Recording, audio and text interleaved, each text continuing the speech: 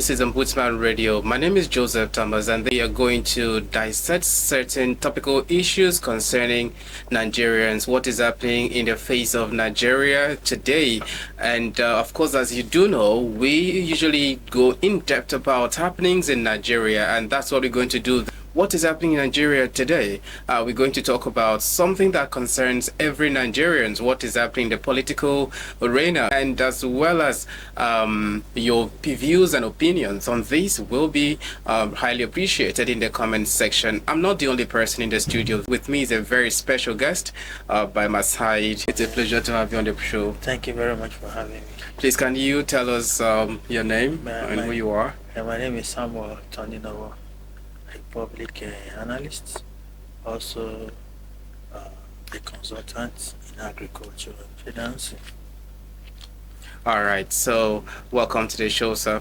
We're going to talk about the recent submission of a recall petition against Senator Natasha Akpoti-Uduaghan that has sparked considerable discussions regarding the recall process in Nigeria. You can recall that on the March 24, 2025, a group identified as Concerned Kogi Youth and Women submitted a petition to the Independent National Electoral Commission, INEC, seeking for recall of Senator Natasha Akpoti-Uduaghan representing Kogi State Senatorial District. The petition cites gross misconduct, abuse of office, evasion of due process, and a pattern of deceitful behavior as a reason for the loss of confidence in the senator. And as of yesterday, the recall was submitted to the INEC, and the processes began yesterday. So, sir, I would like to have your opinion on this. Concerning this, can you briefly explain to us the recall processes involved in a senator, in Nigerian senator? Okay. Well, thank you very much. I think it's already in the public domain, the process involved in recalling a senator, starting from the collation of signatures of those from that constituent. Okay. Like in the case of Natasha, for instance, we learned that about 250,000 constituents have already signed for the recall. Okay. That's the first stage. The second stage for INEC to verify the signatories, if they're actually registered member of that constituency. That's number two. Number three, after that is done, a referendum will have to be done, voice referendum in that constituency. That way now authenticate those signatories. After the referendum, if it's a voice referendum, if it is yes, and if it is no, we determine the next line of action. Okay. Now, for instance, if it is yes, the INEC now have no other than nothing to do than to issue a certificate of recall. Okay, so sir, you mentioned about submission of signatories. Yeah. How many voters, registered voters, do we have in Kogi State Central? Kogi Central. I am not privy to know, but I think according to information, over 400,000 registered voters from that constituency that consists of about 5 local governments. Okay. So I think according to the register, over 400,000 people from that. Over 400,000. Yeah. Are there a particular percentage of signatories that must meet this requirement Yes, of recall? the law stipulates that more than half, more than 50%, Okay. must sign before INEC can take cognizance of such. So you said about 48,000? No, about 250,000. 250,000. So how many signatories do we have? The report has it that about 250,000 has already signed. Okay. For the recall So process. that has met it over 50%. Yes. Okay. But it's not left INEC to verify those signatories if they are actually constituent members, because it could be forged, it could be, Okay. So could you please tell us the legal requirement involved in initiating a recall? I think if I can remember, the first step is what has just happened. That's signatories of those constituents more than half of the registered voters from that constituency. That has already taken place. Okay. Then the next step is for INEC to verify the authenticity of those signatories if they are actually from that constituency. After that is done, then INEC will conduct a referendum in that constituency, which has to be done through voice voting. And once INEC gets the higher majority say yes to her recall, then INEC will be left with no choice than to issue her a certificate of recall. After that, that's not over yet. The Senate president will now conduct a walkout on such senator. Yeah, that marks the end of the whole recall process. Okay, thank you very much, sir. Yeah. So you see, this Natasha's issue has really sparked reactions in Nigeria. I would like to have a history of recall in Nigeria. Has there ever been a point where there's a successful recall of a senator in Nigeria? Well, not to me. I think there has been none for now. Okay. Right from 1999 today, except 6 suspensions. Then there was a recall attempt on Gino Milaye, the same from Kogi, but this time around from West. Okay. So, but that wasn't successful. It was because they didn't have enough evidence to prove. Yeah, but for now, based on my research, I think she will be the first if it is successful. Okay, I would like you to tell us, what are the main allegations against Natasha Akpoti-Uduaghan that led to this recall? Well, if I could dabble into that scenario a bit, it all began when the seat was reallocated.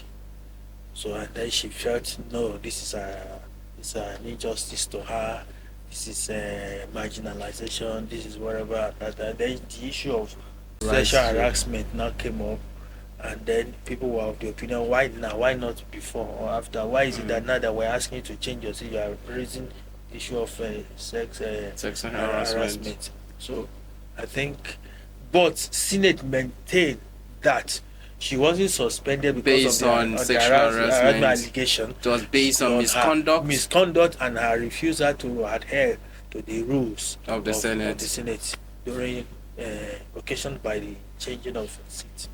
You know, in this recall, there are some key groups behind this recall process. Who are these people? Well, though I stand to be corrected anyway, but to my own personal view, I think there is more to this than meet the eyes, because I wonder how they could quickly gather about 250,000 signatories in the twinkling of an eye. It's to me ridiculous, because I know Nigerians don't easily rush things like this. So there's too much of pre-calculated or premeditated attempt to do this before now, and I'm just hoping this is not the hand of Esau and the voice of Jacob. Because if it is, then there's a problem. There's a problem. Because we just have one in River State that we are still battling with. We are not even done with that yet. Now this one is coming up. And I want to use this media to advise our politicians not to overheat politics. Because if you do that based on your selfish interests, if this democracy collapses, it's going to collapse on everybody. We should tread with caution. Let's not allow selfish interests to overrule national interests. Let national interest be first, predominant in whatever we are doing. That is the only way we can move forward.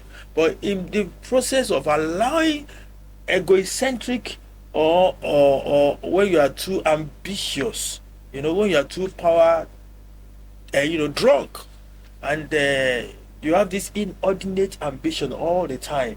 You want to satisfy your inordinate ambition. This is what we're going to have. And if this persists, it will be dangerous to our democracy. Okay, yes, you said very rightly.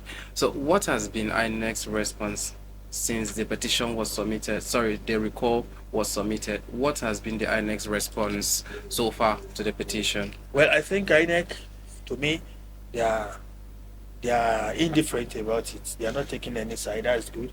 So they should sustain the tempo by not showing anybody language of siding anybody. They shouldn't be biased. They should be completely unbiased, completely neutral to the core. I think by so doing, they will be able to protect our democracy. All right, sir. So I would like to know your opinion. We've talked a lot about the framework for submission of petition Yeah. for a recall of a senator in Nigeria, and Yeah. we've talked about what is involved in these processes. We've also talked about the main reason for the submission of this petition to the INEC. Yeah. In your opinion, sir, how likely is this recall process to be successful, given referring to past History, bro. history? Yeah, Yes. if you are talking from the historical point of view, it's not going to work. But if you are talking from the factual point of view, what we are seeing on ground, it might work. But whether it's going to work or not, I just want to appeal to every stakeholder in this scenario to play by the rule, follow the due process, let things be done decently and orderly, so that whoever is involved will know that there is nothing obnoxious about this, there is nothing sinister about this, everything is done according to the rule. I think that will take care of the whole scenario. History shows that there have been 6 petitions so far since the Constitution in 1999. Suspension. 6 suspension. Yeah. There's never been a successful recall of a senator in Nigeria. Yeah. Do you think this one will be successful? Well, give and take with the present scenario. I don't want to preempt this scenario so that one will not be seen as taking side. I will just say that what I'm seeing From what you've seen so from what far, I'm seeing so far, the haste and the force that is pushing the recall, though the forces are not known, but they are, I think they are very determined to make sure it's pushed through. But I still want to admonish them to just tread with caution. Thank you very much. Okay, so while we are still hoping to see what the outcome of this recall is going to be, Nigerians are highly anticipating to see if Senator Natasha will be removed as a senator of the Federal Republic of Nigeria, owing to the fact that a particular group in the Kogi State Central have given a petition later for a recall of Natasha, and it is under process right now in the INEC. We are still hoping to see what the outcome will be. So could this recall process set a precedent for greater accountability in Nigeria? Talking about the aspect of accountability. Give and take it will, because it will make other senators to sit up and know that power actually resides with the people. That is what senators should be aware of. Power resides with the people, not just the Senate, politicians, even president, governors, every political players in Nigeria should know at the back of their mind that power actually resides with the people. They're the one that voted you in, they can also unvote you and ask you to go.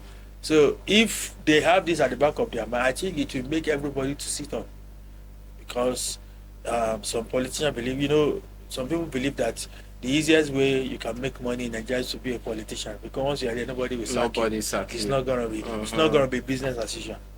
Thank you. I actually see this process of recall of Senator Natasha as a true reflection of democracy in Nigeria. People, like you said, people feel that once you're on the seat, no one has the right to vote you out. But these processes are actually shown that yes, there's a true reflection of democracy, that one could be voted out and what could be voted in as well. While we are still hoping to see the response from the INEC, I just hope that it's going to be to the best interest. Whatever actions will be taken on this is going to be for the best interest of Nigeria.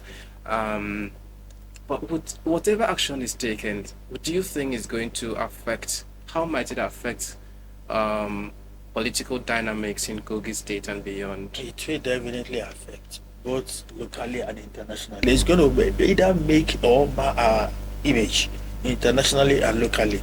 That's why I want to encourage everyone involved in this event to please play by the rule. Because if the right thing is done, give or take, if she's removed or not, based on doing the right thing, nobody will fault our system. Everybody will know that yes, we have done the right thing. That's just my own advocate here. Okay, so you said everyone should play by the rule. Yeah. That's a point, a very important point that we should keep to. Everyone should play by the rule. Coming to the side of Senator Natasha so far. What has been what has been her response regarding this recall petition? Yes, normally, if I were her, I will humble myself and apologize for that seat scenario. She needs to do that.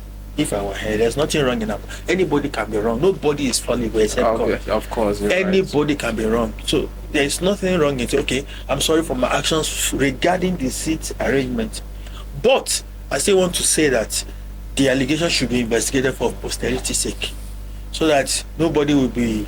The reason for the suspension was not on sexual harassment. It was because it was based on misconduct and disobedience to the seating arrangement. Yes. So she herself, do you think she's faulted at this? She's to be blamed for her actions. She should take responsibility for her action. Do you understand me? Because if she was informed that your seat is going to be changed, and then you came into the house and you said, no, I must stay here. Mind you, others have been changed, like you, before you, and they comply. Why wouldn't you comply? That's number one. So she has a personal beef, I think. There's something I want to understand about the seating arrangement. Is there a prior, does the law state that a prior notice should be given to a senator or any participant concerning rearrangement of seat, or could the Senate president just without any prior information just say your seat has been changed? Their law book stipulates that your seat can be rearranged at any point in time without any notice. No, there's prior notice. Okay. According to what we were told, I stand to be corrected that she was pre-informed. Oh, she was pre-informed. That was what I had, but I don't know if it is true or not, and whether she was pre-informed or not. You are aware that the seat could change at any time. You already have that premonition that my seat could change at any time. Why don't you arm yourself with that mentality that if I get in and my seat change, I just simply comply? As a rule. Yes, since the rule has already stated it. So, and to forestall such reoccurrence, it is proper for Senate to take disciplinary action against every member, who went astray based on their rule, so that it will serve as a deterrent to others. So that's, I don't have issues with that. That's the reason why I said, okay, if that be the case, she, as a matter of courtesy and decorum, should apologize because actually she went against the rule of the Senate. She should so she should know that I actually didn't follow the rule. I'm sorry for my misconduct. It's just about words goes a long way. The way we handle matters goes a long way to solve issues. The fact that I learned she's saying she will never apologize does not speak well of her character. One, she's wrong. She didn't stick to the rule of the sitting arrangement. It's not about the sexual assault. Let's keep that one aside. Because the suspension is not based on sexual assault or harassment, it's based on misconduct in the house. That is what leads to the suspension. So if she actually knows she was wrong, she did not stick to the rule, and I think a word sorry could have gone a long way. And I also have a word for the House, the National Assembly as a whole. They should not be in haste to suspend members. Anybody can go wrong at any time. Everybody has his own personal weaknesses. There should be, like in football, before they give you red card, they give you yellow card. Yeah, yellow card first before red card. There shouldn't be all the time red card. It's not good. We shouldn't be. There's what we call carrot and stick approach. Do you understand? We should not be too in haste.